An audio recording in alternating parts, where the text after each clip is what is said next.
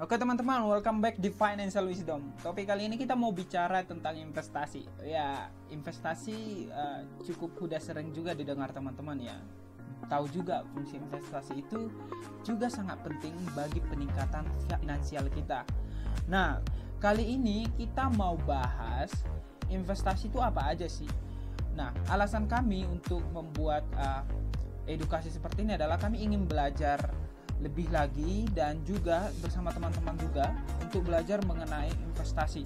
Nah, tapi di channel ini kami pengennya itu pembelajarannya itu lebih sistematis gitu.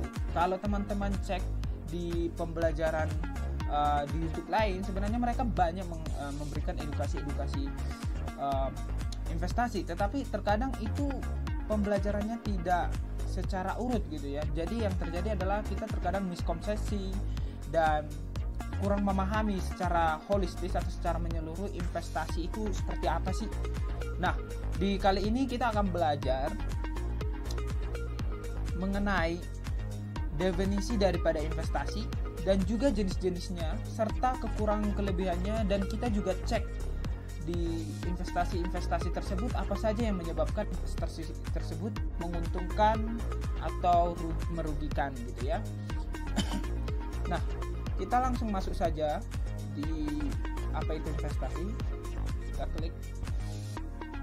Nah, untuk bagi saya sendiri, investasi itu merupakan komitmen untuk menyisihkan dana bagi tujuan keuangan di masa depan, di mana keuangan tersebut, uang kita tersebut diputarkan dalam instrumen investasi. Kenapa saya sebut komitmen dan tujuan? Pada dasarnya investasi ini kita juga punya tantangannya, yaitu resiko. Jadi investasi itu punya resiko teman-teman. Jadi resiko itu bagaimana sih supaya kita mampu nggak kena atau mungkin resiko ini yang harus kita perlu waspadai teman-teman, supaya kita memberikan hasil investasi yang baik. Karena investasi ini jika teman-teman tidak belajar dari awal, maka yang terjadi adalah teman-teman bukannya berinvestasi malah ya kehilangan uang teman-teman gitu ya. Jadi sangat penting sekali untuk komitmen untuk belajar secara konsisten dan punya tujuan dari investasi tersebut. Nah, untuk instrumen investasinya kita masuk ke instrumen investasi yang pertama, yaitu investasi emas. Untuk jenis investasi ini merupakan investasi yang cukup sudah sangat tua ya. Dari zaman dulu sampai sekarang emas tetap berharga ya. Kenapa?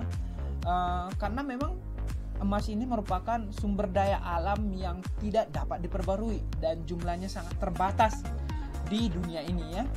Makanya pada zaman dahulu kerajaan-kerajaan berebut untuk mengambil emas.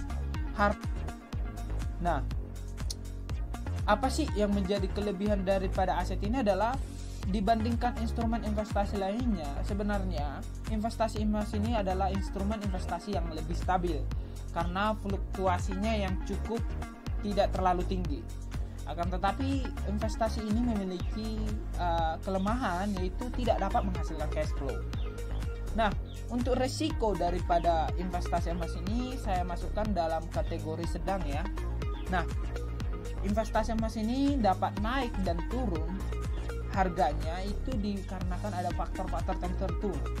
Faktor terbesar yaitu inflasi akan memberikan dampak kepada emas sehingga harganya naik gitu ya.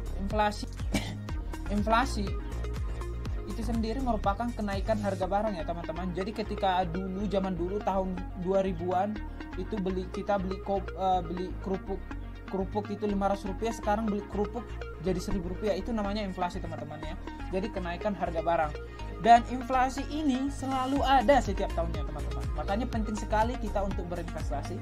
Inflasi ini selalu ada setiap tahunnya. Mungkin itu 0, sekian persen, mungkin berapa persen.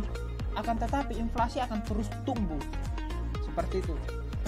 Dan perlu diketahui, selain daripada faktor inflasi, emas juga dipengaruhi oleh kebijakan bank sentral yang menaikkan atau menurunkan suku bunga.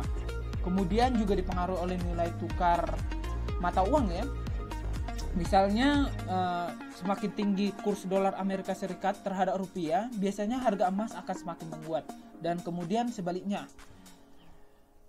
Dan kemudian kita masuk ke investasi yang kedua, yaitu investasi reksadana. Nah, kalau investasi reksadana itu sendiri merupakan investasi yang dikelola oleh manajer investasi. Jadi manajer investasi ini adalah seorang yang paham di dunia pasar modal ya teman-teman, yang mengumpulkan dana dari masyarakat yang akan dimasukkan ke dalam instrumen-instrumen investasi. Nah, instrumen investasi reksadana ini cocok buat kita yang belum berpengalaman dalam menggunakan instrumen investasi ya teman-teman. Jadi kita bisa gunain reksadana ini. Nah, untuk penggolongannya sendiri ada yang namanya reksadana pasar uang, kemudian ada reksadana obligasi atau surat utang, dan kemudian ada reksadana saham. Dan 3 bentuk dari reksadana ini memiliki profil resiko yang berbeda-beda juga. Resiko pasar uang itu jauh lebih rendah, obligasi dia masuk ke dalam kategori resiko sedang sama seperti emas, dan kemudian saham ini memiliki resiko yang cukup tinggi.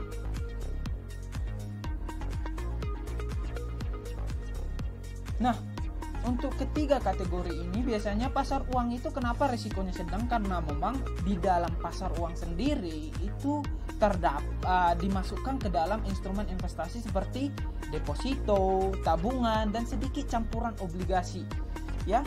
Jadi nggak akan memberikan return yang cukup kecil, tetapi keamanannya atau kerugian yang dihasilkan minim sekali, bahkan 0%.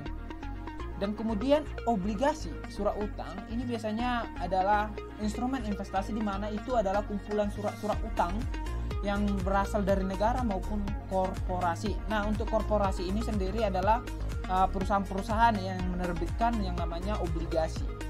Dan kemudian untuk reksadana saham ya pastinya adalah kumpulan-kumpulan perusahaan yang terdaftar di Bursa Efek Indonesia atau BI. Nah, reksadana saham sendiri itu lebih cenderung mirip investasi pada saham, akan tetapi bedanya adalah ada pengendalinya, yaitu manajer investasi.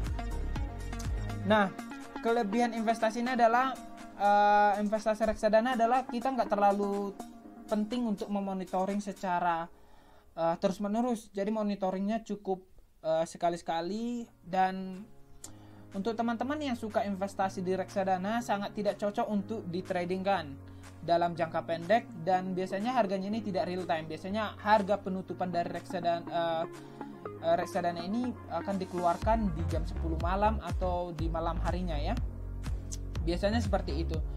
Dan arti ditradingkan dalam jangka pendek adalah teman-teman beli saat itu dan jual saat itu sangat tidak cocok ya. Seperti itu maksudnya. Kemudian kita masuk ke investasi saham. Nah, kalau investasi saham merupakan sebuah kepemilikan terhadap sebuah perusahaan. Nah, keuntungan yang dihasilkan dari investasi saham sendiri ada 2. Misalnya itu melalui capital gain, yaitu kenaikan harga saham kita, dan kemudian ada dividen, yaitu adalah dana yang akan dikirimkan ke rekening teman-teman hasil daripada profit dari perusahaan tersebut. Nah, kalau saham sendiri biasanya pergerakannya itu dipengaruhi oleh makroekonomi, kondisi fundamental perusahaan, dan biasanya ada tren sendiri dari masyarakat yang menyebabkan harga saham tersebut naik. Nah, kelebihannya adalah saham ini dapat kita tradingkan, artinya kita bisa beli ketika harganya di saat itu sudah naik, kita bisa langsung jual gitu. Dan biasanya menghasilkan cash flow, yaitu karena adanya dividen tersebut.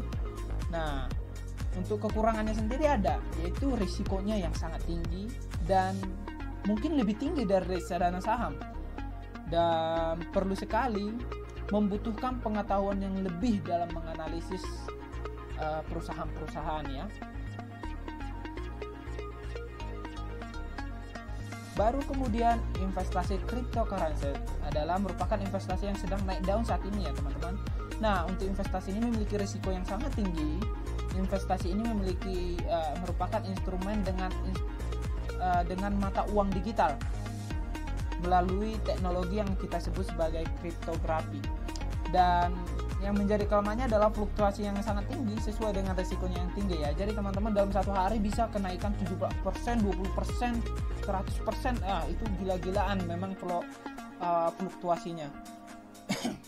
Nah, selain itu kelebihannya sama seperti saham, dapat ditradingkan secara real time. Keuntungannya cukup besar teman-teman, jika untung bisa berkali-kali lipat, tetapi masih punya risiko, yaitu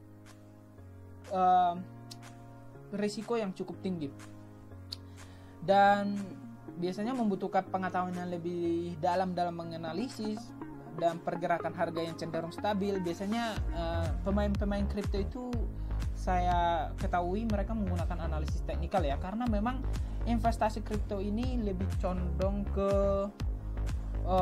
sentimen atau tren-tren dari masyarakat sendiri, seperti itu. Nah teman-teman, itu dulu jenis-jenis investasi yang bisa kita pelajari hari ini. Sebenarnya masih banyak lagi jenis-jenis investasi teman-teman. Ada peer-to-peer lending, itu bisa kita bahas dalam channel ini. Tapi teman-teman, saat ini cuma ini dulu yang kita pelajari sebagai modal utama kita, dan ini merupakan investasi episode yang pertama, dan seterusnya kita akan belajar investasi secara mandiri, cara buka rekeningnya, cara gunain analisisnya, semuanya kita akan pelajari di channel ini secara sistematis dan secara terstruktur ya teman-teman. Jadi teman-teman bisa belajar secara menyeluruh dan kiranya bermanfaat bagi teman-teman. Jika teman-teman tertarik, kami akan membagikan PPT interaktif setiap kali kami memberikan edukasi.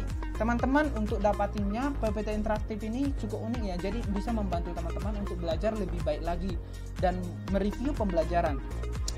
Teman-teman caranya silahkan seperti yang di sini ya, share video, kemudian like dan subscribe, dan kami akan langsung kirimkan ke nomor teman-teman sekalian. Nah, apa sih kelebihan PPT interaktif ini? Ya itu dapat dimainkan seperti ini. Jadi tampilannya yang menarik dan membantu teman-teman belajar lebih lagi, apalagi orang-orang yang menggunakan gaya belajar yang visual ya, dan ini bisa menjadi referensi buat teman-teman untuk belajar lagi lebih lanjut. Dan tentunya teman-teman akan mendapatkan selalu materi-materi dari Financial Wisdom dengan cara seperti ini, dan kemudian teman-teman bisa gunakan sebagai review dan teman-teman dan pembelajaran teman-teman setiap harinya. Oke, mungkin cuma ini yang bisa saya sampaikan. Sampai jumpa lagi di pertemuan berikutnya mengenai kebijaksanaan finansial yang dapat kita bagikan bersama, dan semoga channel ini bermanfaat bagi teman-teman semuanya. Salam bahagia.